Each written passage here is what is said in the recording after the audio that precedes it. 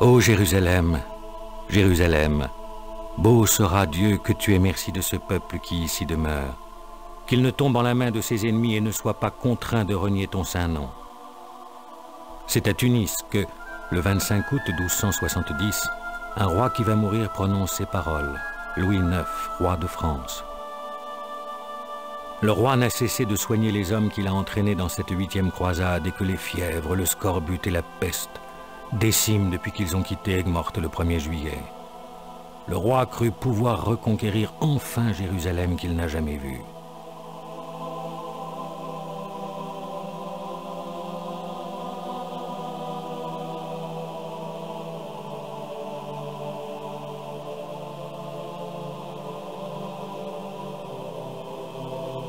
Se souvient-il, au moment de mourir, de la réticence du pape Clément IV lorsqu'il s'ouvrit à lui dès 1226 du projet d'une 7e croisade? Se souvient-il de l'espoir suscité par Michel VIII, paléologue, qui lut de voir se réunifier l'Église grecque et l'Église romaine? Se souvient-il de son départ d'Aigues-Mortes quelques 22 ans plus tôt, le 28 août 1248, pour cette 7e croisade?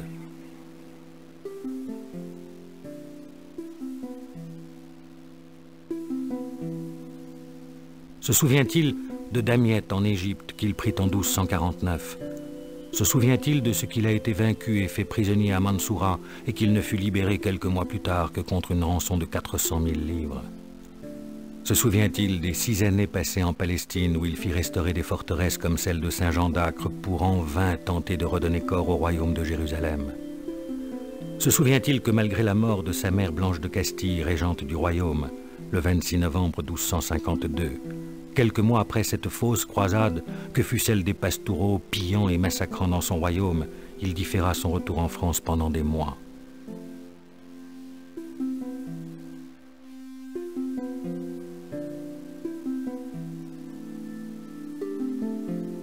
Se souvient-il du reliquaire de pierre qu'est la Sainte-Chapelle qu'il fit construire pour recevoir les saintes reliques rapportées?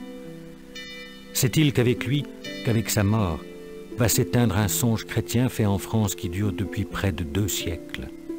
Se souvient-il que c'est en 1095 que le pape Urbain II prêcha à Clermont pour que soient libérés les lieux saints conquis par les infidèles 4 siècles plus tôt? Se souvient-il qu'avant le départ de Pierre l'Ermite le 15 août 1096, une croisade de pauvres hères pilla et massacra sur son passage avant d'être exterminée elle-même en Anatolie?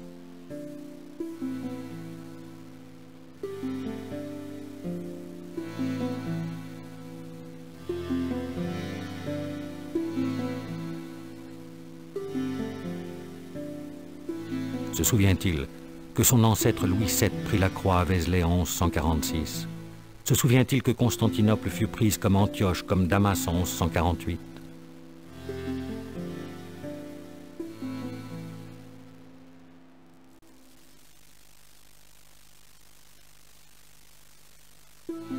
Se souvient-il qu'après la reprise de Jérusalem par les infidèles, la 3e croisade conduite par Philippe II Auguste, Frédéric Barberousse et Richard Cœur de Lion permit la prise de Saint-Jean d'Acre? Se souvient-il que lors de la 4e croisade, Baudouin, comte de Flandre et du Hainaut, fut élu empereur de Constantinople le 9 mai 1204 après le sac de la ville?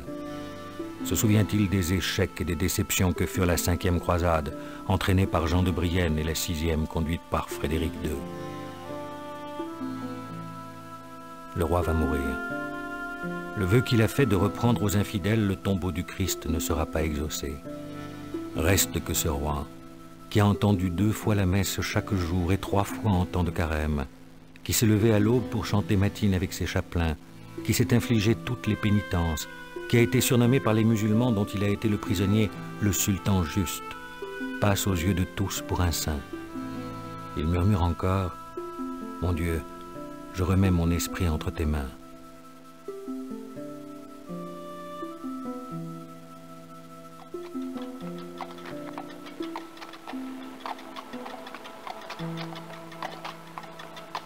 Philippe III le Hardi, son fils, rapporte en France les os de son père pour les inhumer à Saint-Denis. La chair, le cœur et les entrailles du roi sont déposés par Charles d'Anjou, son frère, à l'abbaye de Monreale, en Sicile.